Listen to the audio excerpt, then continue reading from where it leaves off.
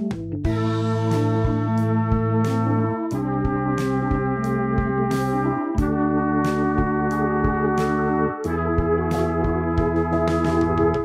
comptoir, le podcast des GBU.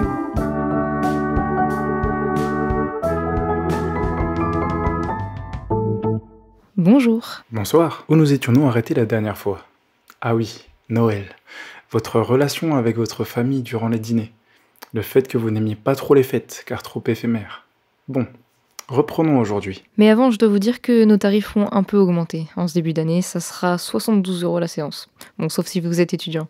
Là, vous avez 5 séances gratuites. Alors, vous voulez parler de quoi aujourd'hui? Interroger le rapport entre psychologie et religion. Ah, c'est pas commun ça. Vous êtes sûr que vous ne voulez pas parler de votre enfance plutôt? Non? Bien, d'accord. Alors c'est parti. Psychologie et religion.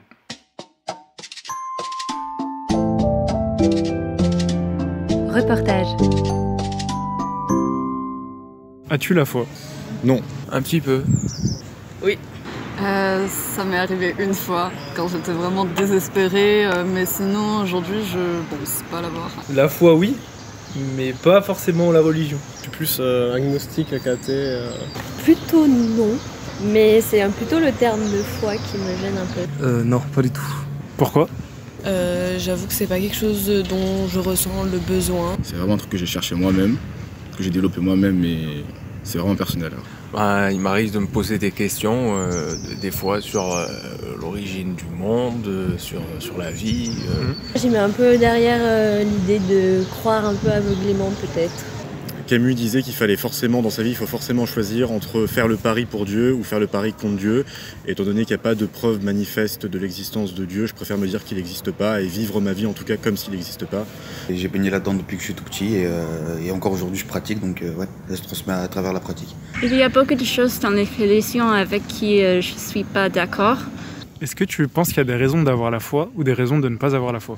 Ce n'est pas rationnel de croire parce que rien ne peut prouver l'existence d'une entité supérieure, mais il peut être raisonnable de croire pour soi-même, pour rassembler des personnes. Personnellement, moi je l'ai, mais je peux pas dire à quelqu'un ouais t'as raison d'avoir la foi ou ne pas avoir la foi, tu vois. Si le Dieu existe, pourquoi est-ce qu'il y a des guerres, de la violence et ça fait du sens à moi aussi, alors je comprends ça. Moi j'ai l'impression que c'est vraiment un besoin, parce que ça existe depuis hyper longtemps, donc c'est un besoin pour l'humain qui est inculqué un peu par l'éducation, mais pas forcément. Pourquoi est-ce que, à ton avis, on fait une distinction entre les gens qui ont la foi, d'un côté, et puis les gens qui ont des troubles psychologiques? Je pense que c'est juste une histoire de normes au fond. Ça peut être un choix de s'en remettre à la foi, à la religion, à la spiritualité. Je pense que c'est purement social, c'est-à-dire qu'il y a certaines croyances qui sont plus acceptées socialement que d'autres. Mais j'ai aucune idée, j'avais pensé à ça.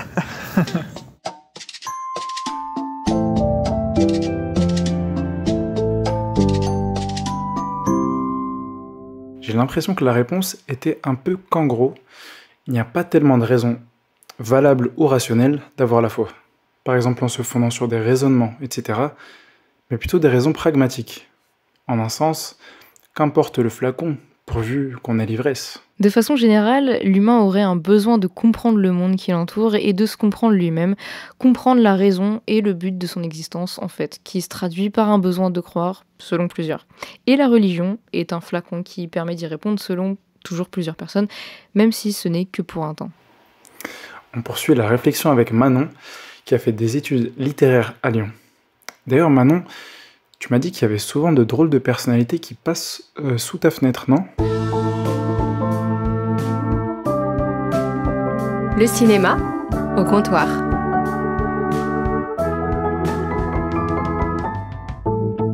Tiens, regarde à travers cette vitre là, il arrive. Tu le vois? Celui-là, celui qui marche avec ses deux copains en pleine campagne russe du XVe siècle. L'image est noire et blanche, les expressions sont graves. Je te le présente, c'est Andreï Roublev. Ou du moins sa représentation au cinéma par un autre Andreï, le réalisateur Andreï Tarkovsky en 1969. Cet Andreï Roublev, qui a vraiment existé, c'était un moine et un peintre, en fait on n'en sait que peu de choses, mais on l'admire pour sa foi chrétienne affirmée et son sacré coup de pinceau. Enfin, il n'en fallait pas plus pour devenir le héros de cette fresque épique, une fiction qui nous immerge dans le cheminement d'un homme religieux dévoué à son art, qui doit concilier son regard sur un monde violent et sur sa foi. Il est calme, il se tient bien droit, On est au XVe siècle, mais ces aspirations ne sont finalement pas si éloignées des nôtres quand on revient à leurs fondements. Andrei, avec son pinceau et sa Bible, il cherche du sens, et la recherche de sens, c'est un passe-temps plutôt en vogue depuis quelques 200 000 ans. Alors, ce qui est sympa dans la religion, c'est que le sens, il est livré avec le paquet, déjà tout prêt pour répondre à notre besoin de croire. Le besoin de croire. Justement, t'y crois, toi? Tu sais qu'on a cette prédisposition à aller chercher au-delà, à aller chercher le divin. En tout cas, si on écoute Monsieur J'ai créé la psychanalyse en personne, Freud, c'est un besoin qui existe bel et bien. Mais le sujet est vaste, alors accordons-nous pour aujourd'hui sur son existence. Ce serait un besoin impérieux, un besoin qui suscite des passions... passion, oui. Voilà un autre mot intéressant qui nous ramène à Andrei Roublev. Parce que le premier titre de ce film, c'était La Passion selon Andrei par Tarkovsky. Mais faisons bien la distinction entre la passion sentiment et la passion du Christ, l'expression qui fait référence aux souffrances de Jésus depuis son arrestation à son exécution. Pas la même notion de passion donc, mais je serais intéressé de savoir si Tarkovsky a voulu jouer sur cette double signification avec son titre. Mais attention, en parlant de passion, c'est l'heure là tout de suite de jeter un nouveau coup d'œil par la fenêtre. On a un autre invité. Oui, bon, c'est encore du noir et blanc, mais... Alors cette jeune femme, noir et blanc ou pas, elle va te filer la chair de poule. Est-ce que t'as vu son regard? Ouais, on est en 1928, elle s'appelle Renée Falconetti, et elle est en train d'interpréter Jeanne d'Arc dans un film de Karl Theodor Dreyer qui s'appelle La Passion de Jeanne d'Arc. Et là, on assiste à son procès. Elle est jugée par un tribunal moqueur, cruel. Tous sont chrétiens, tous s'accordent sur le sens de la vie, et pourtant ces hommes-là, qui sont en train de la terroriser, sont dans leur espèce d'enveloppe austère et glaciale, une froide surface de vertu escarpée, inaccessible. Pas mal comme description, hein. Ouais, elle est pas de moi. Je l'ai piquée au Notre-Dame de Paris de Victor Hugo, qui décrit comme ça le prêtre Claude Frollo, qui est vraiment antipathique, lui aussi. Oui, la religion, c'est assez délicat qu'elle implique d'autres humains, et qu'un être humain, par définition, c'est loin d'être parfait. Et on a pourtant besoin de communautés et de traditions, on est des animaux politiques après tout. Alors, y a-t-il un besoin religieux? Bonne question. Le besoin de croire ne se prolonge pas par un besoin religieux, même s'il en est la traduction directe. C'est du moins la conclusion qu'en fait Sophie de Mijola, encore une psy, mais toujours vivante par contre, dans son livre Le besoin de croire. Ouais, le pire, psychologiquement parlant, ça doit quand même être l'amalgame entre des figures ecclésiastiques autoritaires et la figure paternelle de Dieu. Et parmi toutes les œuvres qui abordent ce thème-là, s'il faut en citer qu'une, je prends La Conversion. C'est le premier roman de l'écrivain américain James Baldwin. Il y raconte l'histoire d'un jeune garçon, fils d'un pasteur violent et hypocrite. Un jeune garçon qui se bat avec cet amalgame douloureux entre la figure de son père et celle de Dieu le Père. Et il y a là-dedans une réflexion dont je me souviens d'ailleurs, qui disait « Son père était le ministre de Dieu, l'ambassadeur du roi des cieux, et Jean, le petit garçon, ne pouvait pas s'incliner devant le trône de grâce sans s'agenouiller d'abord devant son père. » Ouais, ça c'est vraiment le pire. Certains n'ont pas eu la chance de se sentir en sécurité dans une communauté religieuse ou dans un foyer croyant. Et pourtant, même si on connaît les potentielles batailles psychologiques d'une démarche religieuse, on y va, on insiste, on s'accroche, et pourquoi? L'attraction vers la spiritualité est quand même indéniable, tu vas pas me dire. Et même au XXIe siècle, avec le déclin du religieux, on constate qu'en matière de quête de sens et du divin, on est drôlement insatiable. Alors on a sécularisé la notion de salut, sécularisé la notion de l'espérance, mais à la fin, faut être très inventif pour trouver de quoi remplir un besoin de croire, ou un vide en forme de Dieu, comme dirait le philosophe Blaise Pascal. Une autre expression qui me plaît bien, c'est le sentiment océanique. Océanique comme l'impression d'appartenir à quelque chose de plus vaste que soi, l'impression de Dieu en soi. C'est comme ça que le décrit Romain Rolland, un écrivain, un copain de Freud. Alors ça passe par les pérégrinations d'Andrei Roublev, par le regard de Renée Falconetti, ça peut s'appeler le sentiment océanique, c'est un vide qui ne se remplit qu'avec Dieu, qui nous aime d'un amour incommensurable, qu'on croit le mériter ou non. Alors on peut toujours essayer de le combler autrement ce vide, mais C.S. Lewis, le gars qui a écrit Narnia, il en parle dans sa correspondance imaginée, Lettre à Malcolm. Il nous dit que de toute façon, échapper à la présence de Dieu, c'est difficile, puisque le monde est rempli de lui, et qu'il marche partout incognito. Mais je m'égare, tu m'as posé une question ? Le cinéma au comptoir.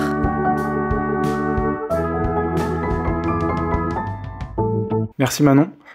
C'est vraiment une chronique super cool. J'ai musclé quelques neurones et ça me rappelle un peu l'émission qu'on avait fait sur le voyage, cette histoire de vide en forme de Dieu. Ah oui, cette émission, c'était l'émission où je parlais des pigeons, je me souviens. Mais par contre, c'est peut-être pas ça dont tu veux nous parler. Presque, mais pas exactement quand même. On peut se demander si on est tous animés par cette quête de sens. Puis finalement, qu'est-ce qui nous conduit à ces choix? Puisqu'on peut trouver plusieurs sens. Est-ce que ce sera notre éducation, notre caractère, nos ambitions ou autre chose? Samuel, qui est en dernière année à l'École nationale supérieure Paris-Saclay et qui fait un master 2 en mathématiques appliquées et qui est aussi responsable du GBU, le groupe biblique universitaire de l'ENS, va nous en parler. On t'écoute, Samuel.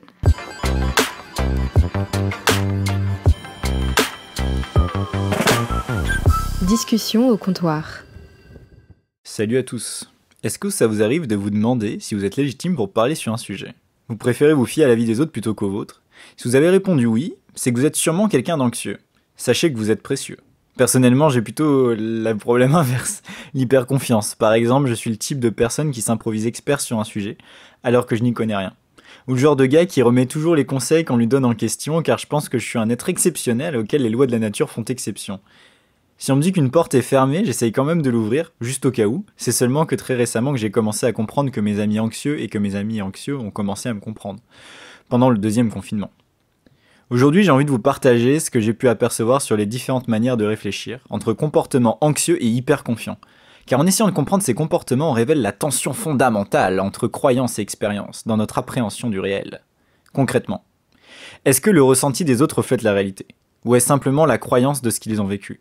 Est-ce que mon intuition est vraie? Ou est-ce simplement une pensée arbitraire conditionnée par mon milieu social? Est-ce que si tout le monde pense la même chose, c'est vrai? Ou est-ce que ça reflète l'infaillible faiblesse de l'être humain? En gros, sur quoi sont basées nos croyances et comment on se fie à nos croyances? Alors, je n'ai aucun diplôme en psychologie, mais en bon mathématicien, je m'intéresse beaucoup aux différentes manières de raisonner pour comprendre les différents points de vue. Tout comme il n'existe pas une seule langue, il n'existe pas une seule logique. Deux individus peuvent parler la même langue, mais n'ont pas toujours la même logique de réflexion. Il n'y a pas de logique infaillible qui serait à utiliser en toutes circonstances, tout comme il est préférable de parler français avec un accent italien pour séduire une personne française et de parler anglais avec un accent français pour séduire une personne anglaise. Tout dépend du contexte. Étrangement, l'être créateur semble avoir généré cette diversité de manières de penser qui génère bien des conflits. La culture influence bien sûr notre personnalité. L'italien qui parle le plus avec les mains parlera bien plus avec les mains que le français qui parle le plus avec les mains. Ça entraîne pas mal l'addiction de dire cette phrase. Cependant, chacun reste unique avec une personnalité qui lui est propre. Cette dernière est très malléable à force d'expérience, mais gardera toujours une petite singularité. À force d'avoir des amis anxieux, je me considère bien plus anxieux qu'avant. Mais je reste toujours de nature confiante, d'autant que plus que j'ai dépassé 22 ans et que mon cerveau est de moins en moins malléable. Passé un certain âge, souhaiter changer quelqu'un qui vous saoule, c'est souhaiter un miracle. Ce que vous pouvez espérer le plus raisonnablement, c'est comprendre où en est cette personne et avancer avec elle sur un chemin qui vous relie. Ça ne va jamais que dans un sens. En restant avec quelqu'un, vous serez changé par la personne et vice-versa. Nos croyances ont besoin d'expérience pour pouvoir changer, mais certaines personnes sont plus têtues que d'autres. Par contre, garder une croyance qui n'est pas conforme à la réalité qu'on expérimente, ça fait mal à la tête. Par exemple, si l'on croit que Dieu est bon et aussi tout-puissant, alors que le monde est rempli de crimes, ça fait très mal à la tête. Si Dieu est bon, pourquoi Dieu n'intervient pas? Dans ce genre de situation, plusieurs choix s'offrent à nous. Si l'on suit à notre intuition et notre conception de la bonté, on refuse alors que Dieu puisse être bon ou omnipotent, ou que Dieu puisse exister. Mais si notre foi nous dit que Dieu est forcément bon et omnipotent, alors on remettra en question ce qu'est la bonté, en essayant de trouver une nouvelle définition de bonté. Ou peut-être qu'on ne remettra en rien en question. On continuera de penser que Dieu est bon et tout-puissant, malgré ce qu'on voit, en acceptant que des informations nous manquent et on fera preuve de foi en ce que l'on croit déjà. Bon, cet exemple est assez lourd de sens. Si vous souhaitez un développement sur le sujet, n'hésitez pas à le mettre en commentaire. Quand on est anxieux, on a du mal à être sûr de ce que l'on croit. On sous-estime nos informations dans une situation donnée. Alors que quand on est hyper confiant, on les surestime. Avec ma nature confiante, j'ai besoin d'aller au bout de ce que je pense en essayant dans la pratique si ma croyance est réelle. C'est très dur de me convaincre avec juste des paroles. Par exemple, si l'on me dit « il est sage de ne pas avoir de relations sexuelles avant le mariage » et que je pense l'inverse, c'est très dur de changer mon avis. En revanche, si je me rends compte par la pratique que cette prescription peut être sage, alors je n'hésite pas à abolir mes croyances, bien que ce soit difficile. J'envie réellement les anxieux parce que eux, ils n'ont pas besoin de se tromper 3 fois pour changer d'avis. Il y a à l'œuvre des dynamiques vicieuses dans l'anxiété et l'hyperconfiance. Si dans une situation donnée, je m'aperçois que j'avais raison de me fier à mon intuition, quoi qu'en disent les autres, j'aurais tendance à être plus confiant par la suite dans une situation qui ne ressemblera à rien de ce que j'ai pu expérimenter. De même, si un anxieux trouve avoir raison de fuir un problème, il sera encore plus anxieux par la suite car ce souvenir justifie son anxiété. Et ouais. Quand je pense aux questions des croyances religieuses, c'est très dur de ne pas prendre ces réalités en compte. Est-ce que les mêmes dynamiques sont à l'œuvre ? Par exemple, si tu pries et que ta prière est exaucée, que vas-tu penser ? Peut-être es-tu anxieux, et tu ne seras jamais sûr si Dieu ou non a répondu à ta prière. Surtout si les gens te disent l'inverse. Peut-être tu es hyper confiant.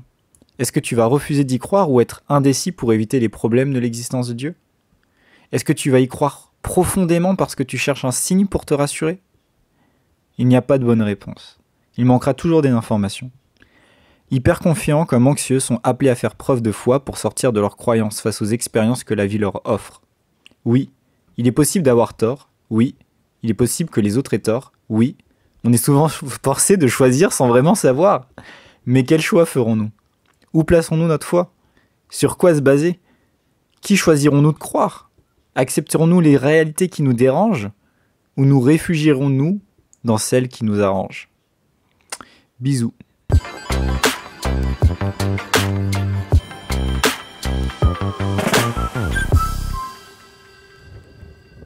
Merci à toi Samuel, tu poses plein de questions et il y en a une qui m'a plutôt marquée, c'est est-ce qu'on peut accepter les réalités qui nous dérangent ? C'est une bonne question effectivement. Du coup moi, je me demande, toi Daniel, quelle est ta dynamique ? Est-ce que tu es plutôt du côté des hyper confiants ou du côté des anxieux ? Alors je dirais que ça peut dépendre forcément du contexte, donc je pense notamment pour des trucs pour lesquels je vais totalement nier la réalité, qui me dérange beaucoup, c'est la réalité du vide. Ah, je déteste le vide, les balcons qui sont à plus de 1 étage. Je n'aime pas m'en approcher. Alors que tu fais la taille d'un étage quand même. Merci beaucoup. Oui, c'est ça, c'est un peu paradoxal d'être grand et d'avoir la peur du vide, mais tu pourras jamais m'emmener, même avec menace de mort ou ce que tu veux, dans un grand 8. Même si je sais qu'il y a des centaines de personnes qui vont, des milliers même, chaque année, je peux pas y mettre les pieds. Et toi ? Moi, ça dépend des contextes aussi, mais dans ce contexte précis de la peur du vide, moi, je suis plutôt du côté des hyper confiants. J'aime bien me balader au bord des falaises, vraiment au bord, et de par mon expérience, je ne suis jamais tombée, donc c'est sûr que je ne tomberai jamais, la falaise ne va jamais s'effondrer. Ça fait peur à ma maman quand je me balade au bord des falaises, mais du coup, plutôt des côtés des hyper confiants. Alors est-ce qu'on peut accepter des réalités qui nous dérangent ? On va approfondir un peu le sujet avec Laetitia, que nous avons le plaisir de retrouver. Elle travaille pour les groupes bibliques lycéens et elle était venue nous parler ciné lors du tout premier épisode du comptoir. Bon, elle s'est fait un peu piquer sa chronique ciné dans cet épisode, alors elle revient en force pour une réflexion biblique. On t'écoute Laetitia.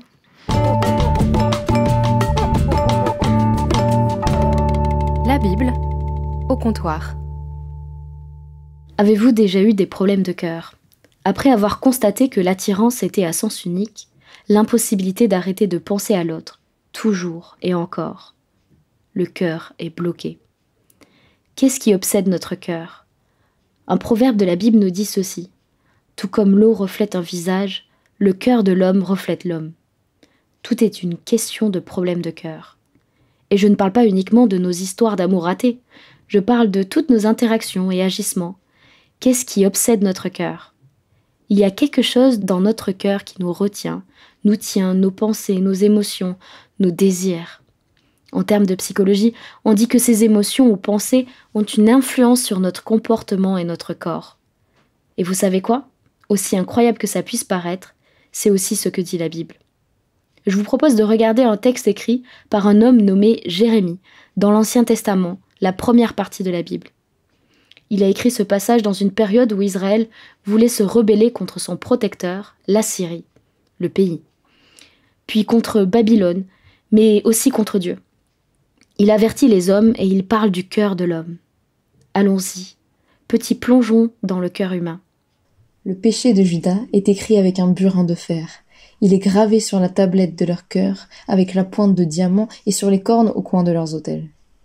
Aussi leurs fils ont leurs pensées tournées vers leurs autels et vers leurs pieux sacrés, voués à Ashéra, près de chaque arbre vert, sur les collines et les montagnes, dans la campagne. Mais je livrerai au pillage vos biens, tous vos trésors, ainsi que vos hauts lieux, à cause des péchés que vous avez commis dans tout votre pays.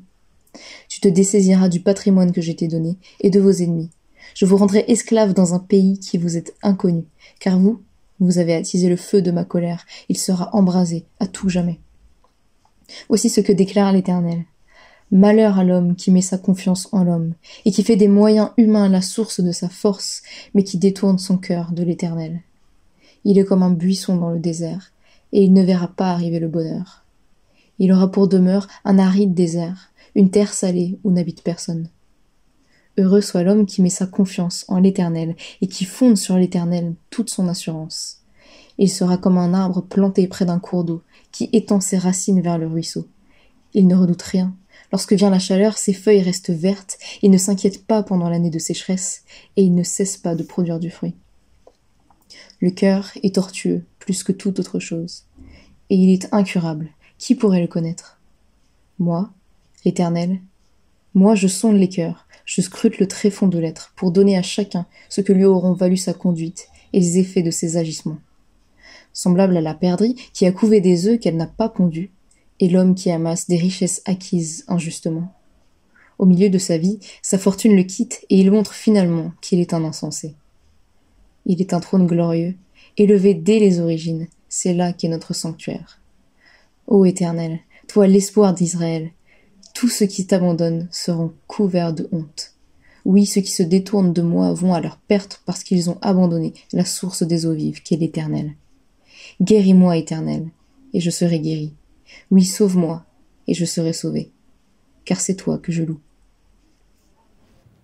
Quelles sont les émotions ou pensées qui t'obsèdent actuellement? Celles-ci sont le miroir de ton cœur. C'est ce que dit Jérémie au début du texte. Il y a quelque chose de collé à la superglue sur leur cœur, le péché. Et cela a pour conséquence que leurs pensées sont tournées vers l'idolâtrie et le mal. Stop, pause. Mais qu'est-ce que le péché au juste? Serait-ce le sexe, l'envie, la paresse? Oubliez toutes ces images que vous vous faites du péché, qui font partie de notre inconscient collectif, véhiculé par la pub ou les films, ou l'histoire. Quand la Bible parle de péché, elle n'en vise pas un en particulier. Elle dit que le péché, c'est lorsque le cœur de l'homme n'aime pas Dieu, et rate l'objectif d'être en relation avec lui. En rejetant la source du bien, en rejetant Dieu, nous devenons incapables d'être bons de nature. Nous faisons le mal. Voilà ce qu'est le péché. Les Israélites à l'époque de Jérémie pratiquaient l'idolâtrie en adorant d'autres dieux. Mais aujourd'hui, c'est pareil pour nous. À partir du moment où le maître de nos vies n'est pas Dieu, ou que d'autres choses prennent la première place dans notre cœur que lui, nous sommes aussi idolâtres. Et qu'est-ce qui prend cette place sur le trône de notre cœur? Bien souvent, c'est nous-mêmes. Et c'est ce que dit Jérémie. L'homme se confie en l'homme, et son cœur se détourne de Dieu. Selon lui, le péché est collé à notre cœur, et nous ne pouvons l'extirper. C'est cela qui fait de notre cœur un cœur malade. Et c'est ce que dit aussi Jérémie. Le cœur est tortueux, plus que toute autre chose. Il est incurable. Qui pourrait le connaître? Seul Dieu peut le connaître parfaitement. Nous sommes nous-mêmes très forts pour faire un déni et oublier l'état de notre cœur. Vous allez me dire, d'accord, ok, tous les hommes commettent le péché et le mal, mais ça va, c'est pas si grave. Eh bien oui, je suis d'accord avec vous, sauf que ce problème n'en serait pas un si seulement ça nous apportait pas le malheur. Jérémie écrit ici 3 effets que le péché peut avoir sur l'homme: la sécheresse, la stupidité et le jugement. Il utilise l'image de la sécheresse pour décrire l'état du cœur humain. Quand le péché le pousse à s'appuyer sur lui-même, il est comme dans un désert et le bonheur, il ne le connaîtra pas. Avoir les pensées tournées vers nous-mêmes, commettre le mal envers les autres, n'apporte pas le bonheur. Au contraire, l'homme devient sec et vide.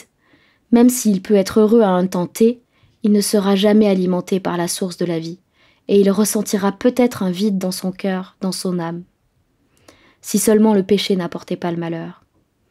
Le deuxième effet est la stupidité, la futilité.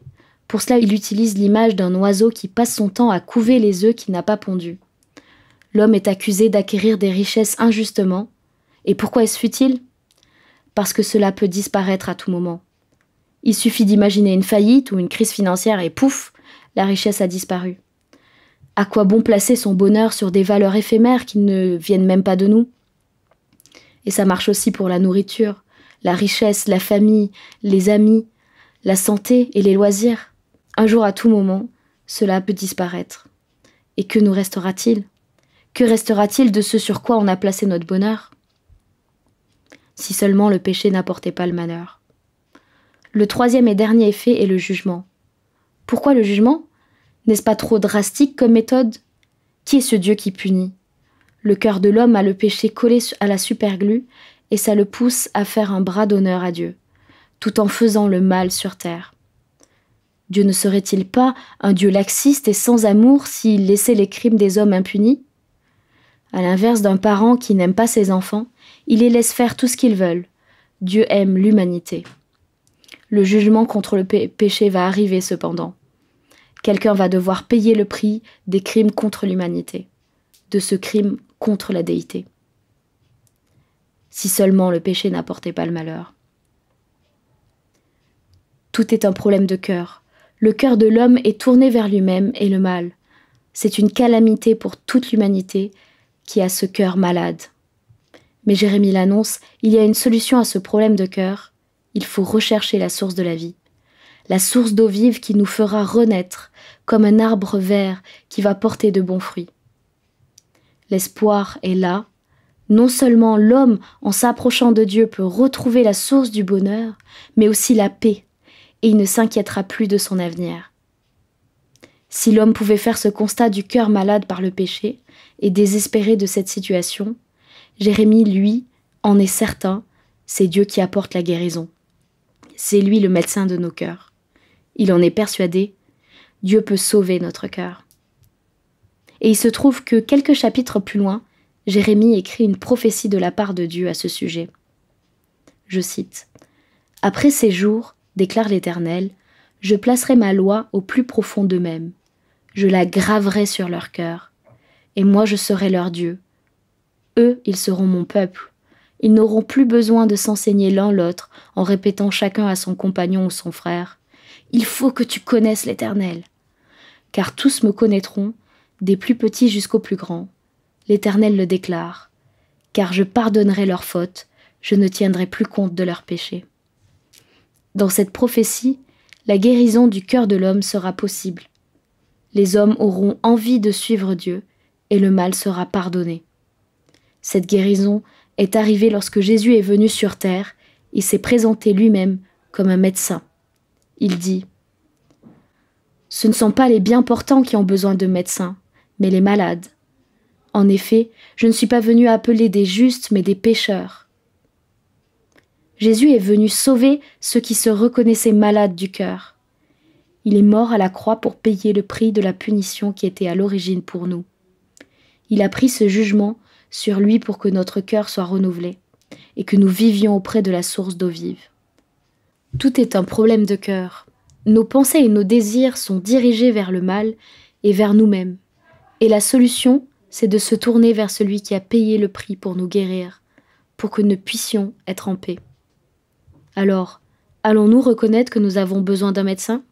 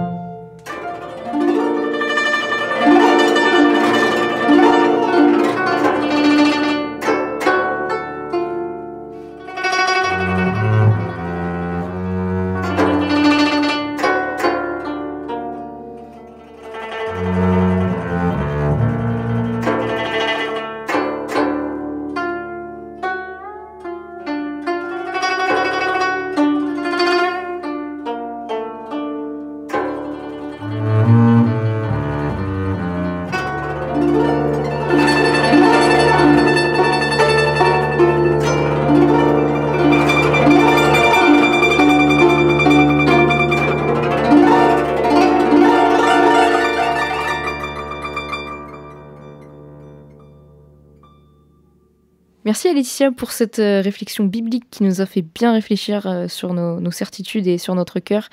Et merci à Chichi et Naomi pour leur morceau. C'est une reprise de Fantasia de Jiaming Wang. Voilà. Pardonnez mon chinois, j'ai tout donné, mais vraiment, ça n'est pas suffisant.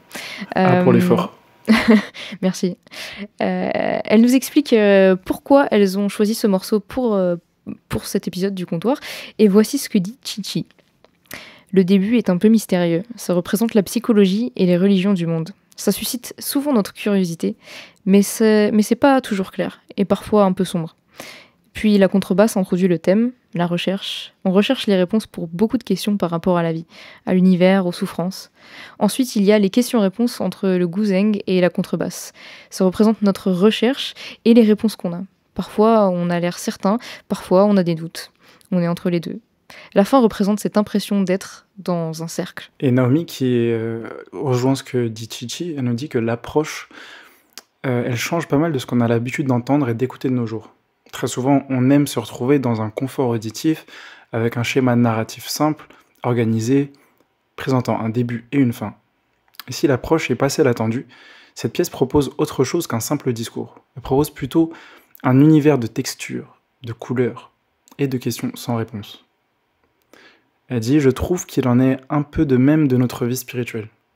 On n'y voit pas toujours de logique, rien n'est prévisible. Les choses s'agitent et nous laissent parfois sans explication. Certains peuvent l'appeler hasard, d'autres l'inconscient, ou encore Dieu. Qui a tort, qui a raison ?» Ouais. Nous écoutons maintenant Anne-Laure avec qui j'ai pu m'entretenir et qui nous livre ses réflexions à propos du rapport entre psychologie et religion. Anne-Laure est étudiante en psychologie en licence et elle a été très honnête avec nous. Elle n'a pas toutes les réponses aux questions, mais de par ses études et de par sa propre expérience, parce qu'elle suit elle-même une thérapie, elle nous parle et ça nous fait réfléchir.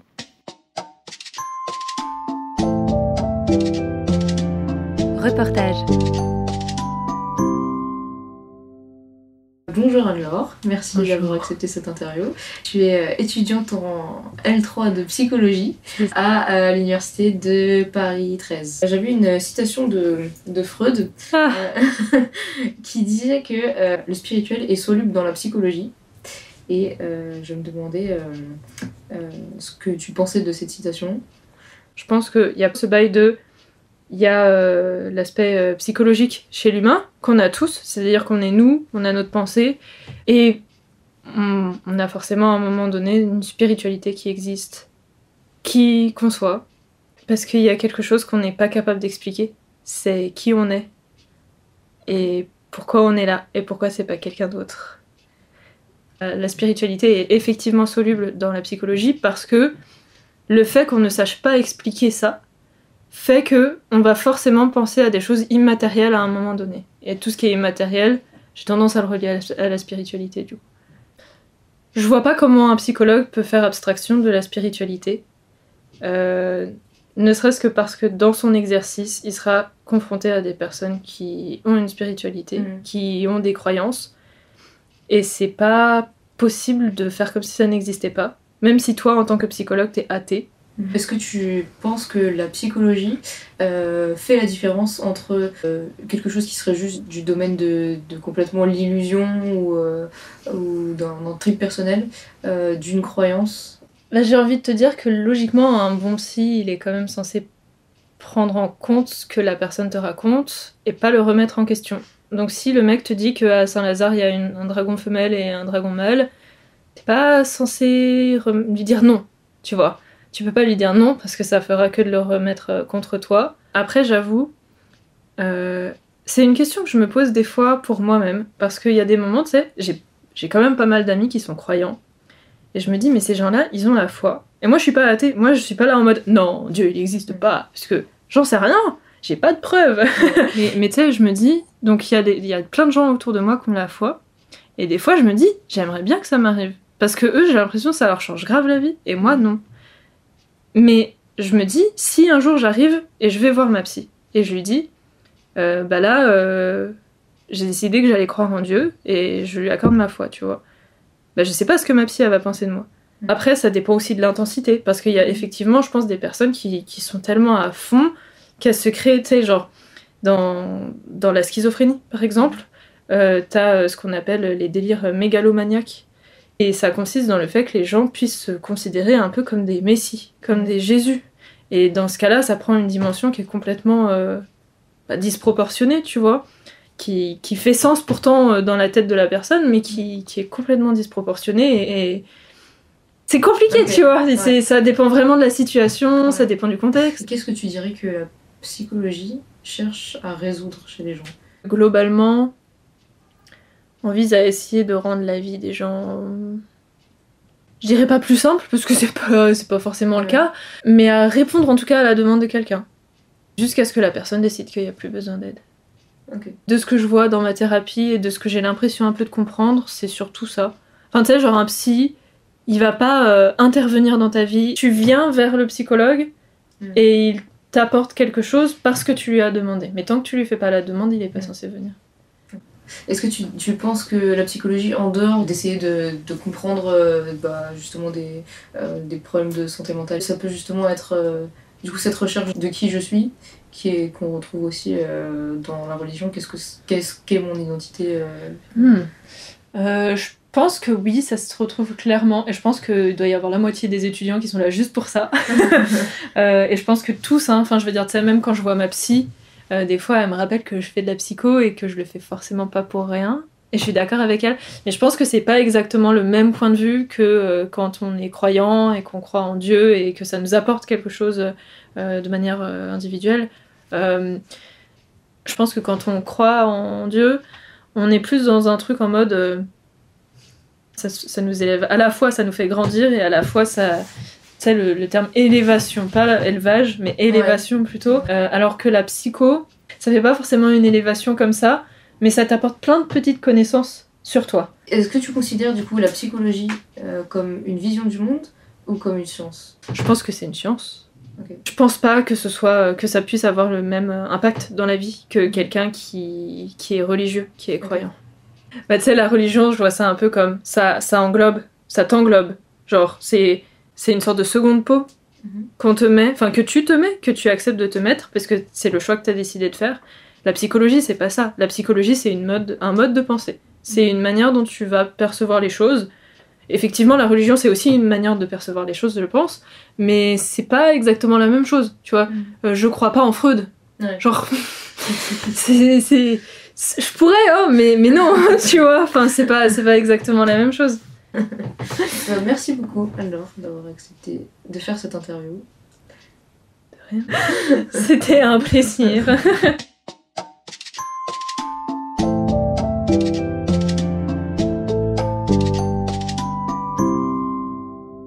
Merci beaucoup Anne-Laure et Laurie, c'était vraiment super intéressant d'en apprendre un peu plus sur le regard que la psychologie porte sur la religion.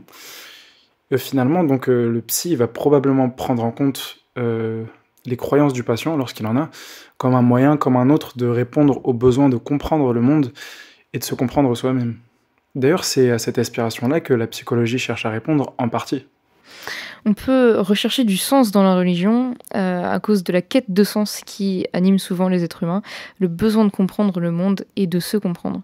Malheureusement, on se retrouve souvent déçus dans nos quêtes. C'est vrai, on peut trouver du sens dans une multitude de choses, l'influence, la philosophie, ou même la religion, et quand même être déçu en fin de compte. Parce que ce dont on a réellement besoin, nous, hommes au cœur tortueux, ce n'est pas de certaines pratiques, de leçons de morale, de philosophie de vie, mais d'un sauveur, en dehors de notre corruption et assez puissant pour nous sauver, et qui peut nous donner un vrai sens. Alors est-ce que vous êtes pleinement satisfait de ce qui donne du sens à votre vie ? On a posé des questions bien profondes pendant tout ce podcast, et c'est ce qu'on s'efforce de faire depuis maintenant bientôt 1 an. pour la prochaine émission, on se retrouve avec une petite surprise, petit teaser. On se retrouve avec une surprise pour fêter l'anniversaire du comptoir. Ça sera notre 10e émission et on en est trop fiers. On a hâte de vous présenter tout ça. En tout cas, merci de nous avoir suivis jusqu'ici. Et surtout, n'oubliez pas, on vous avait prévenu, il faut payer à la fin de l'émission. Ce sera un pain au chocolat par écoute, sauf si vous êtes dyslexique. Dans ce cas, ça fera une chocolatine. Allez, ciao. Ciao.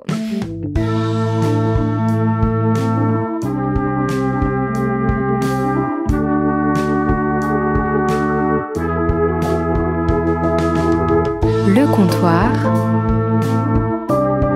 le podcast des GBU.